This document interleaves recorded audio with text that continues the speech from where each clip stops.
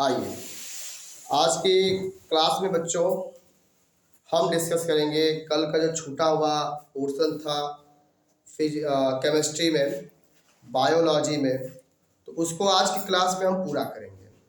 फिर एक क्लास सुबह में मॉर्निंग में एक और लूँगा और उसको अपलोड करूँगा, तो फिजिक्स का पूरा रहेगा।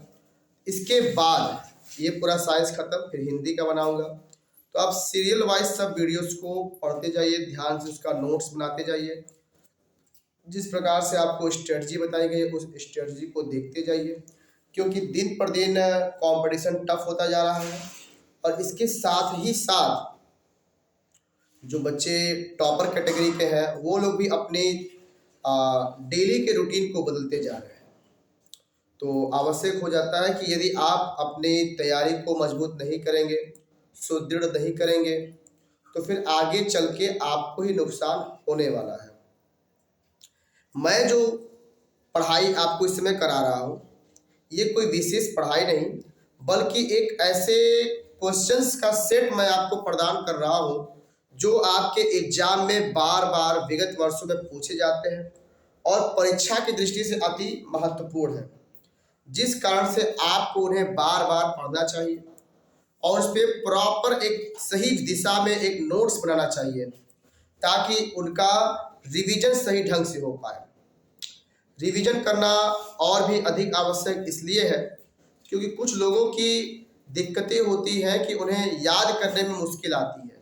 तो इस समस्या का समाधान हो सके इसलिए उन्हें बार बार रिवीजन करना बहुत अधिक आवश्यक हो जाता है। आइए बिना देरी किए चलते हैं अपने मंजिल की ओर। जैसा कि कल हमने आपको केमिस्ट्री का चैप्टर 1, चैप्टर 2, चैप्टर 3, चैप्टर 4 तक ने हमने कवर करा दिया था। कुछ चीज़ें छूट गई थी तो उसको मैं फिर बता दे रहा हूँ। जैसा कि केमिस्ट्री में चैप्टर 3 जिसका नाम था धातु और अधातु, धातु व अधातु। इस पाठ में मैंने आपको धातु व अधातु में अंतर स्पष्ट करने के लिए बताया था। विद्युत रासायनिक श्रेणी या सक्रियता श्रेणी की जो विशेषता है, मुख्य अभिलक्षण है, उन सबको बताने के लिए कहा था। और इसके साथ साथ खनिज और अयस्क के अंतर को स्पष्ट करने के लिए कहा था। कुछ प्रमुख अयस्क होते हैं तो उनके सांद्रण की विधियां जैसे फेन प्लवन विधि, चुंबकीय पृथक्करण विधि, इन सबको तैयार करने के लिए कहा था। और इसके साथ साथ आपको छोटे मोटे टॉपिक जैसे संक्षारण वगैरह हुआ, इसको पढ़ने के लिए कहा था। तो एक चीज इसमें छूटी यह रह गई कि निस्तापन और भर्जन, इसे आपको कल मैं बताना भूल गया।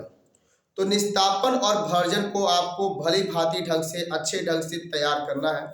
इसमें दो प्रकार से क्वेश्चन पूछ सकता है, या तो निस्तापन किसे कहते हैं आप बताइए, भर्जन किसे कहते हैं आप बताइए, या उनमें अंतर पूछ सकता है कि निस्तापन और भर्जन में क्या अंतर है, इसको स्पष्ट कीजिए, डिफरेंस को बताइए। तो इसमें एक क्वेश्चन और नोट डाउन करेंगे, वो क्वेश्चन होगा निस्तापन व भर्जन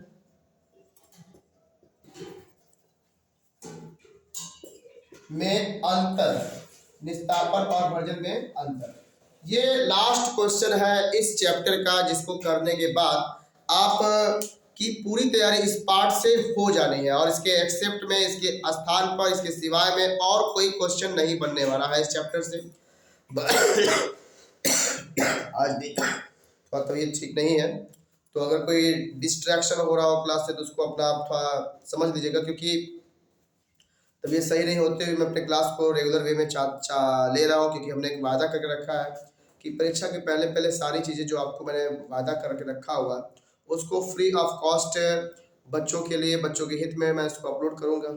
और आपकी ड्यूटी बनती है कि आप इसको बहुत बढ़िया ढंग से तैयारी करिए और अधिक से अधिक लोग को शेयर करिए अपने दोस्तों के बीच में, अपने फ्रेंड्स के सर्कल के बीच में, ताकि वे लोग भी इन सब चैप्टर्स में, इन सब क्लासों से लाभान्वित हो सके, क्योंकि ये आपकी जिम्मेदारी है। क्योंकि एक अच्छे कदम को लोगों को सराहना चाहिए, उसे और लोगों को दिखाना चाहिए, बताना चाहिए, कि ताकि एक के साथ सबका भला हो सके। क्योंकि समाज है, समाज में एक व्यक्ति दूसरे व्यक्ति के साथ चलता है, तो हमारा भला आपके साथ जुड़ा हुआ है और आपका भला हमारे साथ जुड़ा हुआ है, तो हम दोनों एक ना एक तरीके से बंधे हुए।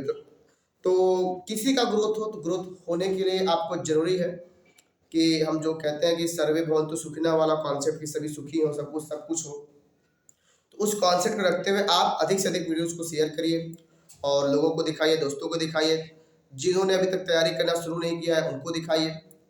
अगर वो चाहते हैं कि नहीं सर सिलेबस बहुत लंबा है, इस सिलेबस में कुछ छोटी मोटी चीज़ें हमको जो नोट डाउन करनी हो उसको बता दीजिए, तो मैं उन तक पहुंचना चाहता हूं। क्योंकि कई ऐसे गरीब छात्र होते हैं, छात्राएं होती हैं जो लंबी चौड़ी फीस या हाई फीस को फुलफिल नहीं कर पाते हैं, उनका एजुकेशन बीच में रुक जाता है। तो अगर उन तक ये पहुंच जाता है तो फिर उनके लिए और मददगार है। और नहीं इसके बाद भी तो हमने फिर पहले बता चुका है कि यदि आपके पास क्वेश्चन बैंक है तो क्वेश्चन बैंक को कम से कम आपको 2 से 3 बार पूरा अच्छे ढंग से रिवाइज करना है। क्योंकि यदि आपने क्वेश्चन बैंक को 2 से 3 बार रिवाइज नहीं किया है तो फिर इस दिशा में आप गलत हो रहे हैं। यदि आप क्वेश्चन बैंक है, जैसे कहते हैं ना कि मनुष्य के पास क्या चीज़ नहीं है, मनुष्य को भगवान ने सब कुछ दिया है, बशर्ते उसका सही ढंग से यूज करना आना चाहिए। तो प्यारे बच्चों, आपको अभी उतना बोध नहीं है या आपको बोध है भी, नॉलेज है भी, तो आप उसको फॉलो नहीं करते, अपने रूटीन में लेके आते नहीं हो, जिस कारण से आपने आने वाली समस्त चीज़ों में फेल हो जाते हो। ठीक है, तो निस्तापन और भर्जन में अंतर आपको ये स्पष्ट करके रखना है। फाइनली ये चैप्टर कंप्लीट हो गया। अब बढ़ते हैं आगे चैप्टर नंबर 4 में। बता चुका था कार्बनिक यौगिकों से यह पाठ संबंधित है, और कार्बनिक यौगिकों के इस पाठ में मैंने आपको बताया था कि प्रकार्यात्मक समूह या जिसे हम कहते हैं क्रियात्मक समूह क्या होता है, इसके उदाहरण से इसको स्पष्ट करने के लिए बताया था। तो उस क्वेश्चन को तैयार करिए। और इस पाठ में मैंने क्या बताया था, और इस पाठ में मैंने आपको कार्बन की सर्वतोन्मुखी प्रकृति को तैयार करने के लिए बताया था, और इसके साथ साथ समजातीय श्रेणी जिसको होमोलोगस सीरीज कहते हैं उसको तैयार करने के लिए कहा था। तो यदि आप इन सब चीज़ों को तैयार कर लेते हैं तो आपका बहुत बहुत अच्छा हो जाएगा कॉन्सेप्ट, और मार्क्स भी आपके अच्छे अच्छे आएंगे। आगे बढ़ते हैं इसी श्रृंखला में। और सबसे मोस्ट चीज़ है जो हर साल पूछी जाती है वो है IUPAC नामकरण। जो हमारे पास कार्बन की यौगिक आते हैं उन्हें आपको बकायदे IUPAC नेम में लिखने आना चाहिए कि इसका IUPAC नेम क्या होगा, इसका IUPAC नेम क्या होगा। तो आपको IUPAC नामकरण भी अच्छे ढंग से आना चाहिए। आगे बढ़ते हैं चैप्टर 4 में। अगले क्वेश्चन में देखेंगे तो एथिल एल्कोहल,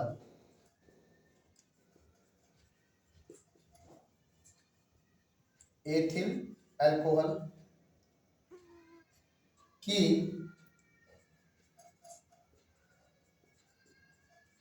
रासायनिक गुण। मैं बता चुका हूं रासायनिक गुण बोले चाहे रासायनिक गुणधर्म बोले, दोनों बात एक बराबर है। वह इसकी उपयोगिता बताइए।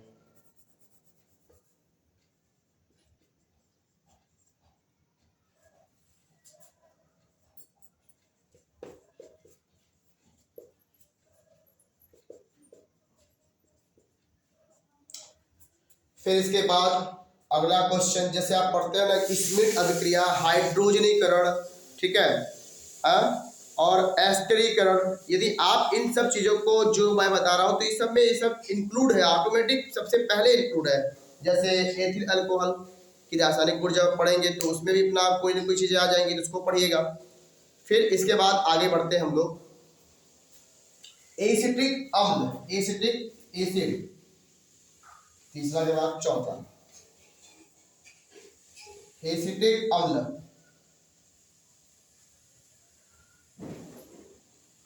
के रासायनिक गुण।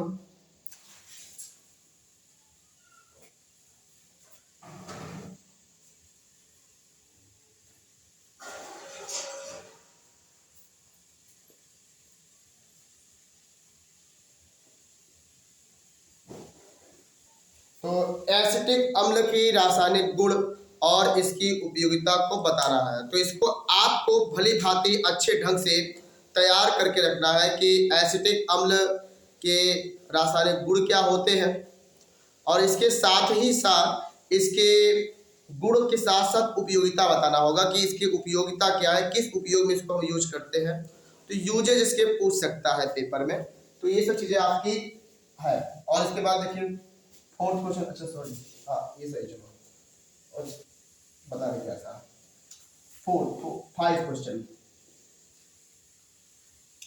फाइव क्वेश्चन देखते हैं। फिर आता है साबुनीकरण। अगला क्वेश्चन क्या आता है, साबुनीकरण।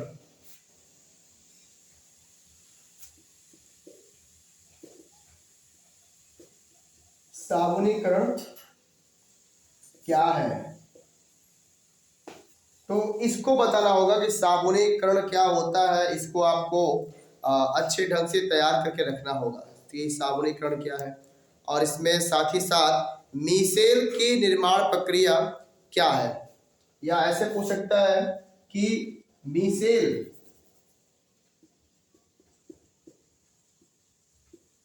पर टिप्पणी कीजिए या टिप्पणी करें। मीसेल पर टिप्पणी करें कि मीसेल का निर्माण कैसे होता है। और एक और चीज, लास्ट क्वेश्चन, संतृप्त हाइड्रोकार्बन और असंतृप्त हाइड्रोकार्बन के बीच क्या अंतर होता है, आपने इसे भी बहुत ध्यान से पढ़ना चाहिए। तो अगला क्वेश्चन जो इस चैप्टर से लास्ट बन सकता है वो है संतृप्त व असंतृप्त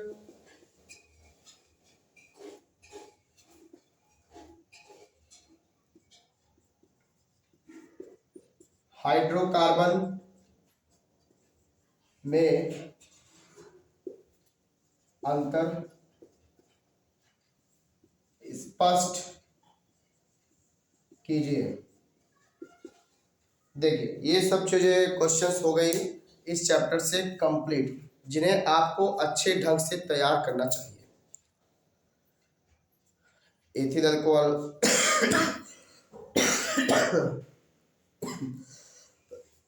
एक बच्चों,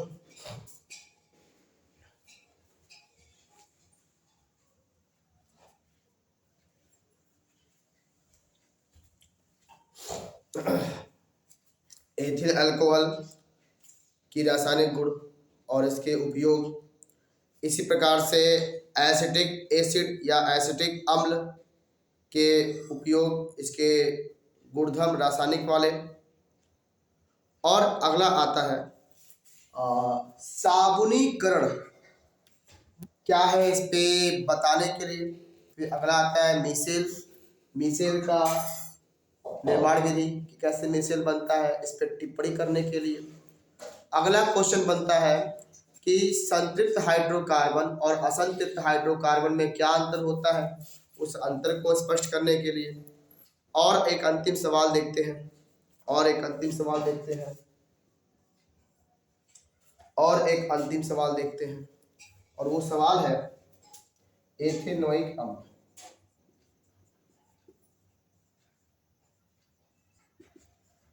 एथेनोइक अम्ल की रासायनिक गुण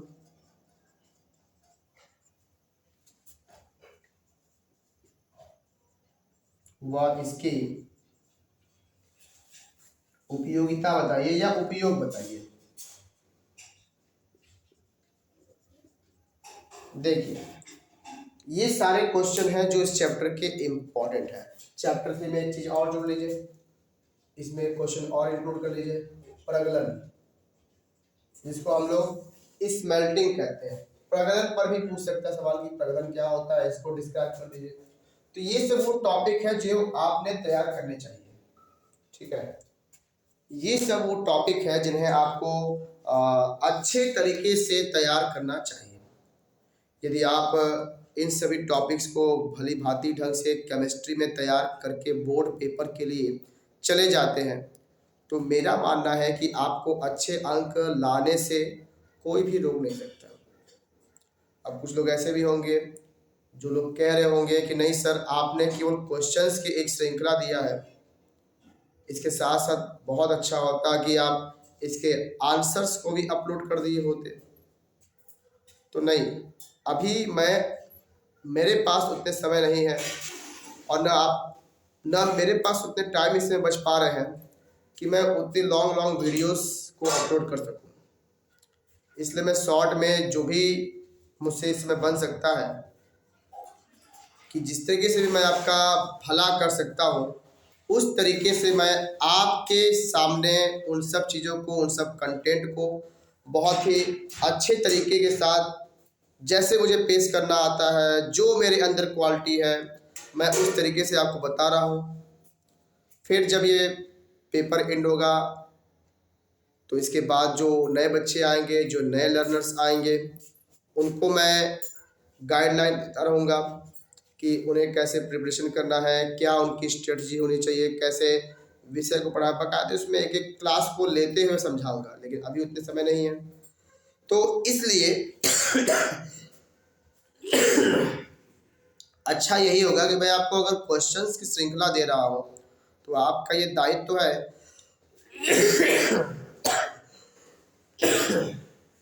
कि आप उन सब पर बहुत ही मेहनत के साथ फोकस करिए और बहुत ही अच्छे तरीके से उस पर ध्यान दीजिए, जिसका परिणाम ये होगा कि आपके रिजल्ट में मार्क्स अच्छे आएंगे। देखिए, एक चीज और ध्यान दीजिएगा,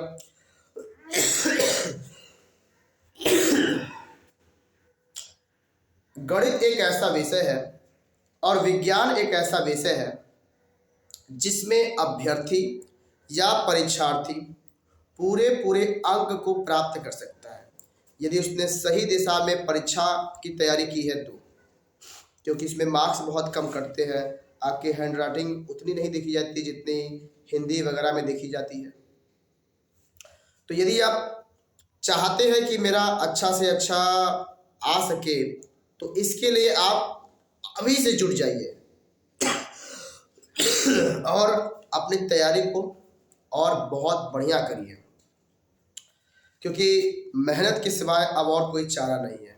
आप किसी को भी देख लीजिए, अगर वो अपने जीवन में सक्सेसफुल है तो उसने स्ट्रगल किया है, मेहनत किया है, तब वो उस मुकाम पे पहुंचा है। तो इसलिए मेरे प्यारे लाल लालियों, यदि आप चाहते हैं कि एक अच्छी, एक मिनट बेटा होल्ड करिए, भी आते हैं।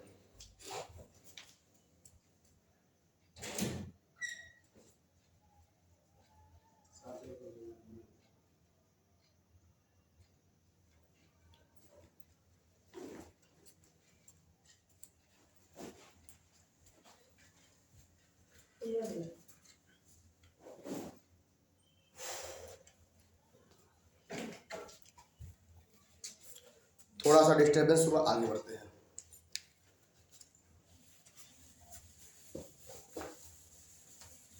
अब अपने आते हैं जीव विज्ञान में, बायोलॉजी में, कि जीव विज्ञान के अंदर आपको कौन कौन से चीज़ों को तैयार करना चाहिए, कौन कौन से ऐसे महत्वपूर्ण टॉपिक्स हैं चैप्टर वाइज, जिन्हें आप अगर यदि बोर्ड परीक्षा से पहले पढ़ के जाते हैं तो आप 99% दावे के साथ ये कह सकते हैं कि नहीं सर, हमने ये कर दिखाया। और ये सारे क्वेश्चंस आप जितना अभी यहाँ पढ़ रहे हैं उन सब में से ये आए हुए हैं। तो यदि आपने सही दिशा में, सही गाइडलाइन में प्रॉपर ढंग से उसकी तैयारी की है तो वो बहुत ज़्यादा दूर नहीं है जिसमें आपके रिजल्ट बहुत अच्छे आने वाले हैं। आइए जीव विज्ञान को स्टार्ट करते हैं। तो जीव विज्ञान, जिसे हम बायोलॉजी कहते हैं, तो बायोलॉजी में सबसे पहला पार्ट पे आते हैं, चैप्टर 1 पे आते हैं, जिसमें आपका जैव प्रक्रम के नाम से दिया हुआ है, जैव प्रक्रम। तो जैव प्रक्रम लाइफ प्रोसेस के नाम से इस चैप्टर को आपके जीव विज्ञान के पहले पार्ट में दिया गया है। तो उसको हम लोग देखते हैं। सबसे पहला क्वेश्चन इसमें आता है कि पोषण क्या है और पोषण के महत्व। तो पहला क्वेश्चन, क्वेश्चन नंबर 1, पोषण क्या है, पोषण के महत्व। इस महत्व को या उपयोगिता के रूप में भी लिख सकता है। तो महत्व को आप उपयोगिता के नाम से भी जानिएगा।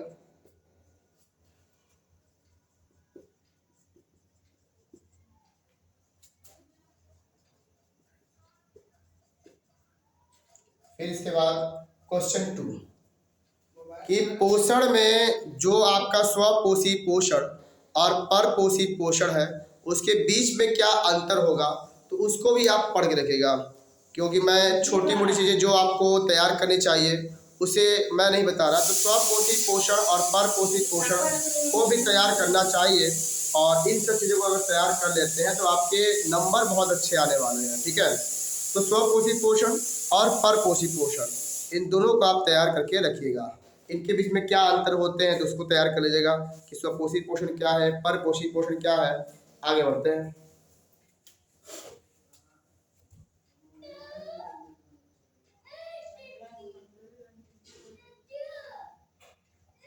ठीक है, अब आते हैं पाचन तंत्र पे। देखिए, आपको पाचन तंत्र एक ऐसा टॉपिक है जिसे आपको पूरा पूरा तैयार करके रखना चाहिए, जिसे हम लोग कहते हैं डाइजेस्टिव सिस्टम। पाचन तंत्र, पाचन तंत्र को आपको बहुत अच्छे ढंग से तैयार करना चाहिए, क्योंकि इसके बीच से क्वेश्चन बहुत सारे बनते हैं। कभी एमसीक्यू बन जाएगा कि मुंह में कौन सी लाल ग्रंथियां पाई जाती हैं, उनसे कौन कौन सी चीज़ें एंजाइम्स वगैरह का स्रावण होता है, इंसुलिन वगैरह का क्या कार्य है, कहाँ ये पाए जाते हैं, छोटी आंत के कार्य क्या होते हैं, यकृत के कार्य क्या होते हैं। तो इन सब चीज़ों को आपको तैयार करना चाहिए। यकृत से जो आगे पित्ताशय होता है, पित्ताशय से बहने वाले पित्त रस का क्या कार्य होता है, उसे आपने तैयार करना चाहिए। तो यदि आप इन सब टॉपिक्स को तैयार कर लेते हैं तो फिर ये चीज़ें आपकी सही दिशा में चल रही हैं और आप चैप्टर को बहुत अच्छे ढंग से तैयार कर सकते हैं। और दूसरा आता है थर्ड क्वेश्चन, यानी आपको ये समझ में आना चाहिए कि नहीं, आप पूरा पूरा तरीके से पाचन तंत्र को पढ़ेंगे, पूरा एकदम उसका डायग्राम सहित कि पाचन तंत्र का चित्र कैसे बनता है, उसका डायग्राम कैसे बनता है।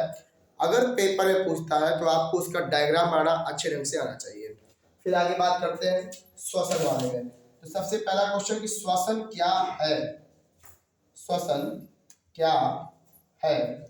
और श्वसन में दो टाइप उसके होते हैं, एक होता है ऑक्सी श्वसन और दूसरा होता है अनाक्सी श्वसन। ऑक्सी व अनाक्सी श्वसन में क्या अंतर होता है, तो उस अंतर को भी आपको बहुत अच्छे ढंग से तैयार करना है। तो ऑक्सी श्वसन और अनाक्सी श्वसन में अंतर स्पष्ट कीजिए। ठीक है, तो श्वसन क्या है, आक्सी और अनाक्सी श्वसन में अंतर को स्पष्ट करना है। और अगर कभी क्वेश्चन में आ गया कि नहीं मानव शरीर के श्वसन तंत्र का चित्र बना के दिखाइए, तो चित्रों की प्रैक्टिस आप कर लीजिएगा, क्योंकि बोर्ड में चित्र वगैरह कभी पूछ लेता है तो आपको तैयार करना चाहिए। क्योंकि आपके कमान में हर प्रकार के बाण या तीर होने चाहिए, ताकि जिस भी टाइप का चीज़ आए, लक्ष्य हमारे सामने आए, उसको हम भेदने के लिए तैयार रहें। तो आपके कमान में आपको हर प्रकार के तीर या बाण को रखना है, या फिर तीर आपके क्वेश्चंस हैं और लक्ष्य आपका क्वेश्चन पेपर। आगे बढ़ते हैं क्वेश्चन 4 की तरफ। ठीक है, तो इसमें बेसिकली बस यही चीज आपको तैयार करना है। इसी में आपको किंडवन पढ़ने को मिलेगा, तो किंडवन क्या होता है इसको भी तैयार करके रखिए कि किंडवन क्या है। क्वेश्चन नंबर 4, परिसंचरण तंत्र से संबंधित ये चीज है।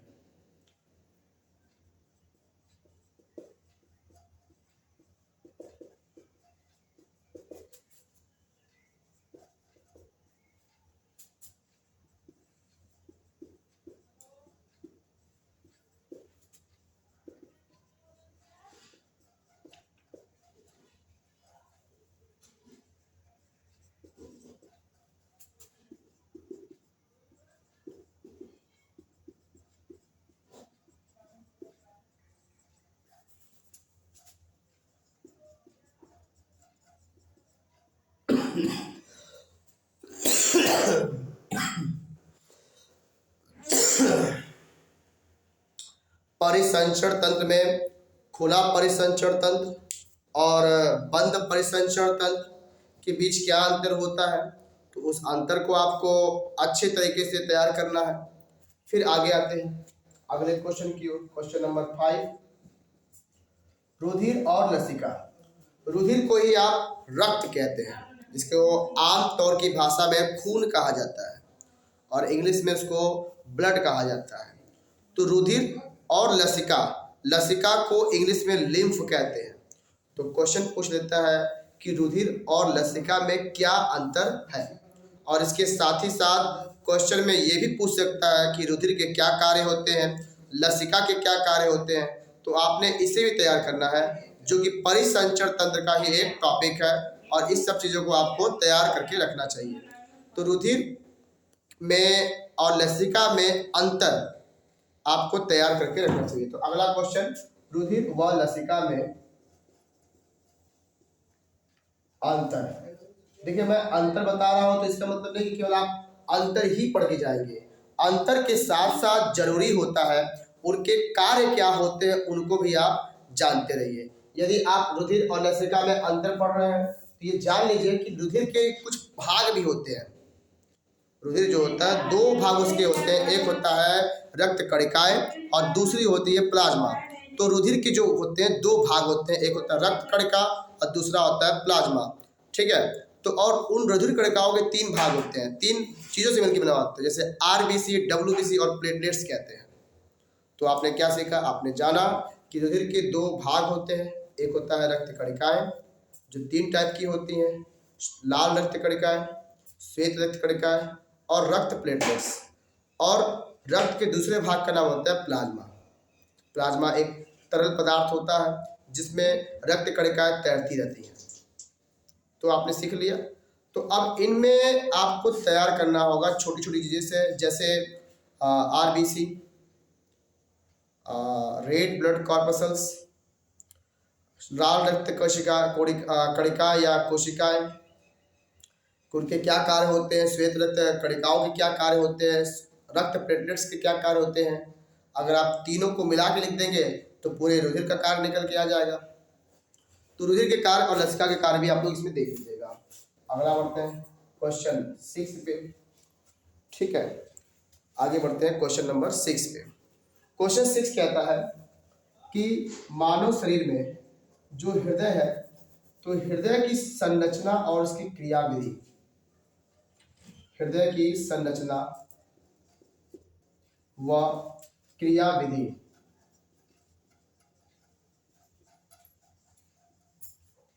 को स्पष्ट कीजिए।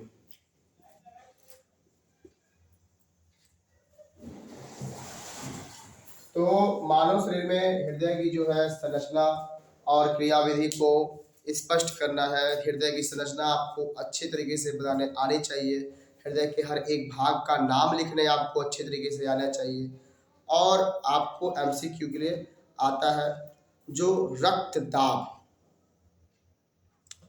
या हम रक्तदाब, रक्तदाब को नापने का क्या यंत्र होता है उसका नाम आपको याद होना चाहिए। स्फैग्मोमैनोमीटर उसके यंत्र का नाम है, जिसके सहायता से हम रक्तदाब को नाप लेते हैं। स्फैग्मोमैनोमीटर नामक यंत्र से हम रक्त के दाब यानी रक्तदाब, जिसे लोग कहते हैं ब्लड प्रेशर को नाप लेते हैं। एक स्वस्थ मनुष्य का रक्तदाब कितना होना चाहिए, तो वो होता है 120 अपॉन या 120/80 mmHg। अगर एक स्वस्थ मनुष्य है तो उसका 120/80 mmHg ही रक्तदाब होना चाहिए। हृदय की दो अवस्थाएं होती है, एक सिस्टोलिक एक डायस्टोलिक, उनको आपको तैयार करना चाहिए। ये अवस्थाएं क्या होती है उसे आपको अच्छी तरीके से तैयार रहना चाहिए कि मान लो कहीं क्वेश्चन पूछ दिया एमसीक्यू के रूप में, तो हम उस बहुविकल्पी प्रश्न का उत्तर देने के सामर्थ्यता रखें अपने पास। तो रक्तदाब आपका एक स्वस्थ मनुष्य का जो होता है वो कितना होता है, 120/80 mmHg। और रक्तदाब को नापने वाले यंत्र का नाम क्या होता है, स्फैग्मोमैनोमीटर। तो आपको ये सब चीज़ों को भी तैयार करके रखना है। आगे बढ़ते हैं, क्वेश्चन नंबर 7 आता है। एक मिनट बच्चों,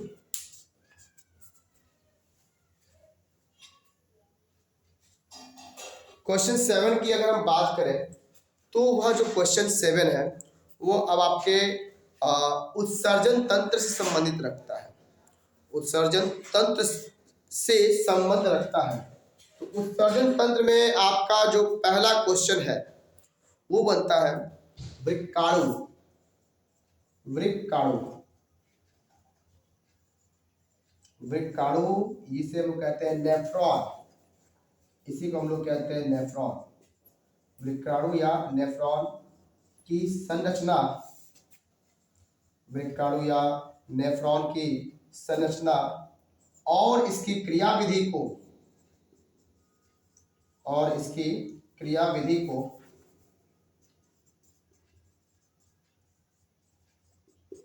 स्पष्ट कीजिए।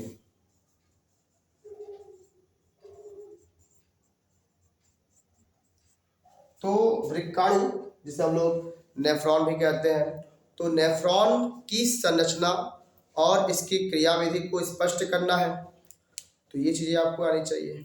फिर आते हैं पौधों के अंदर। पौधों के अंदर उत्सर्जन के लिए क्या चीज़ें होती हैं, तो उन्हें आपको तैयार करके रखना चाहिए। जैव प्रक्रम जब आप लोग पढ़ रहे होते हैं तो जैव प्रक्रम में पहला क्वेश्चन था पोषण। पोषण दो प्रकार का, स्वपोषी, परपोषी पोषण। तो स्वपोषी में एक फेनोमेना, एक घटना आती है जिसे हम लोग कहते हैं प्रकाश संश्लेषण। क्या कहते हैं उसे? प्रकाश संश्लेषण। तो एक लास्ट क्वेश्चन के रूप में आप क्वेश्चन नंबर 8 तैयार कर सकते हैं, प्रकाश संश्लेषण। और सभी विद्यार्थियों को प्रकाश संश्लेषण, फोटोसिंथेसिस में जो ग्लूकोज का निर्माण होता है उसका सूत्र याद होना चाहिए, और पूरे प्रकाश संश्लेषण की रासायनिक समीकरण सभी को अच्छे ढंग से याद तो होना ही चाहिए, ताकि वो बोर्ड के एग्जाम में समीकरण को भी व्यवस्थित क्रम में लिख सके। तो अगला क्वेश्चन आता है प्रकाश संश्लेषण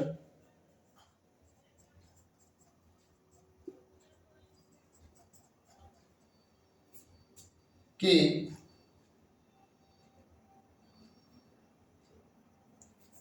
प्रकाश संश्लेषण क्या है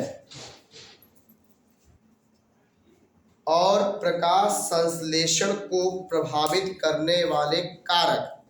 कारक मतलब फैक्टर्स, फैक्टर्स मतलब ऐसी चीजें जो उसको होने में सहायता करती हैं, उन्हें हम कारक कहते हैं। जैसे हम कहते हैं ना कि ये चीज ऐसा क्यों है, तो उसके होने के पीछे जो जो चीजें हैं वो कहते हैं कारक। जैसे अभी मैं पढ़ा पा रहा हूँ तो मेरे पढ़ाने के पीछे कारक मेरा ज्ञान, मेरा नॉलेज, साथ साथ मेरी पढ़ाई के प्रति दिलचस्पी, उत्सुकता, टीचिंग के प्रति लव, अफेक्शन, ऐसे ही चीज़ें होंगी जिसको कारक कहेंगे। तो ऐसे प्रकाश संश्लेषण क्या है, तो उसको प्रकाश संश्लेषण के लिए कारक, जैसे सूर्य का प्रकाश, यदि सूर्य का प्रकाश उपलब्ध नहीं होगा तो फिर प्रकाश संश्लेषण की क्रियाविधि हो नहीं पाएगी। फिर ऐसे ही प्रकाश संश्लेषण के लिए आपको कार्बन डाइऑक्साइड गैस जरूरी होता है जो पौधे एब्जॉर्ब करते हैं।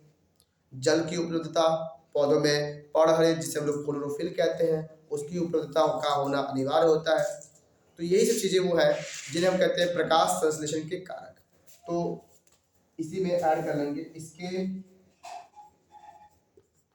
कारकों की समीक्षा कीजिए।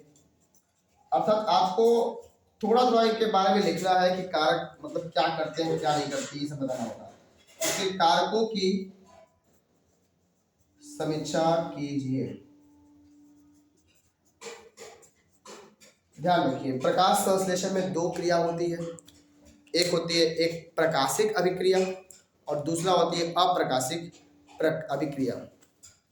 तो प्रकाशिक अभिक्रिया को आप हिल अभिक्रिया भी कहते हैं और अप्रकाशिक को आप ब्लैकमैन अभिक्रिया भी कहते हैं। तो दोनों अभिक्रियाओं को भी आपको तैयार रखना है। तो प्रकाश संश्लेषण में दो क्रिया विधि होती है इसकी। एक होती है प्रकाशिक, यहाँ लिख देता हूं मैं, ये इस साइड में। एक होती है प्रकाशिक और दूसरी होती है अप्रकाशिक। प्रकाशिक को हम कहते हैं हिल अभिक्रिया, क्योंकि हिल नामक साइंटिस्ट ने इसका खोज किया था, इसके बारे में सबसे पहले जानकारियां दी थी। और अप्रकाशिक को हम लोग कहते हैं ब्लैकमैन। ब्लैकमैन नामक विद्वान ने या हम कह सकते हैं साइंटिस्ट ने इसके बारे में सबसे पहले जानकारी दी थी, जिसके लिए हम लोग कहते हैं ब्लैकमैन की अभिक्रिया। तो इसको भी हमें तैयार करना चाहिए। आगे बढ़ते हैं।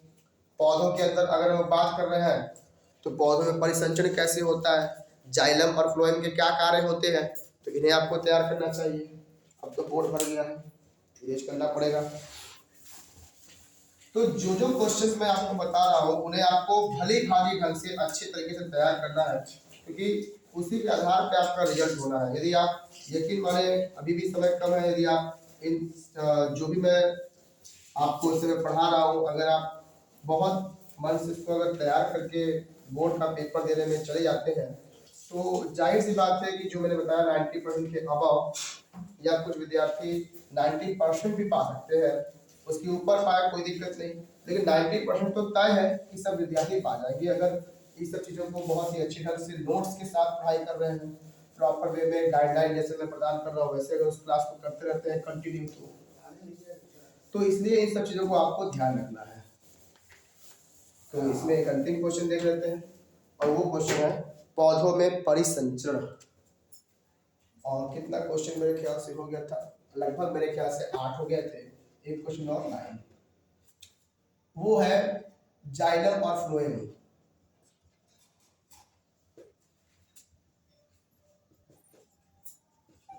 में अंतर, इनके कार्यों को पूछ लेता है कि जाइलम के क्या कार्य है, फ्लोएम का क्या कार्य है, तो आपको कार्य को भी तैयार करके रखना है। तो आज के लिए इस वीडियो को यहीं एंड करते हैं। आगे क्लास पार्ट 3 होगी जिसमें हम कोशिश करेंगे कि पूरे चीज़ों को कंप्लीट कर दें। तो थैंक यू बच्चों, तब तक इतना आप तैयार करते रहिए और बहुत अच्छे ढंग से इसको तैयार करके एक अच्छा रिजल्ट लेके आइए। टिल देन स्टडी करिए तब तक, और सभी को बेस्ट ऑफ लक।